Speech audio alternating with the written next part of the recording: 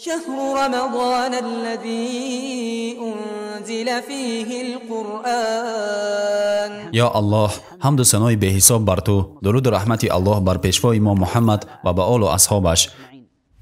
چنین یک عباره زیبایی هست که وقتی ما میگوییم واسطه های علاقه، چون ما میخواهیم که همیشه در علاقه بمانیم، اما صد افسوس که امروز این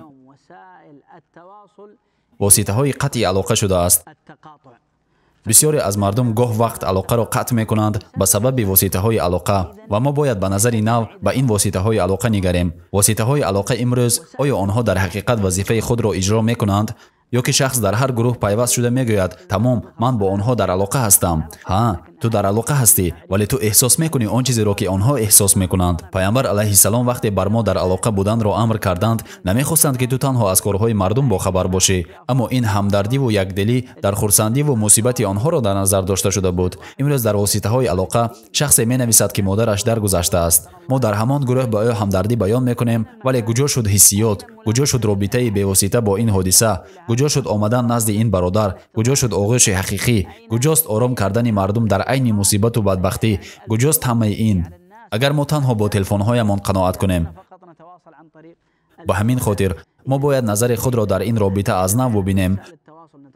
آیا با واسطه های علاقه در حقیقت در علاقه هستیم و یا در قطع علاقه؟ و برادران عزیز، گاه وقت میبینیم که انسان ها قطع علاقه میکنند به سبب آنی که او در گروه ها فعال نیست، اما کسی به او توجه نمیکند و برای همین این واسطه های قطع علاقه گشته است. در بعضی گروه ها تو به حرمتی نسبت فکر دیگران را میبینی. آن چیزی که من بر آن دعوت میکنم ای برادرانم، ما که واسطه های علاقه میگوییم، اما نباید ما تنها با همین قناعت کنیم و محدود سازیم. ما باید به واسطه های علاقه حقیقی برگردیم، با زیارت یکدیگر، رفتن، آمدن، نشستن با مردم، با احساس کردن خرسندی و مصیبت آنها.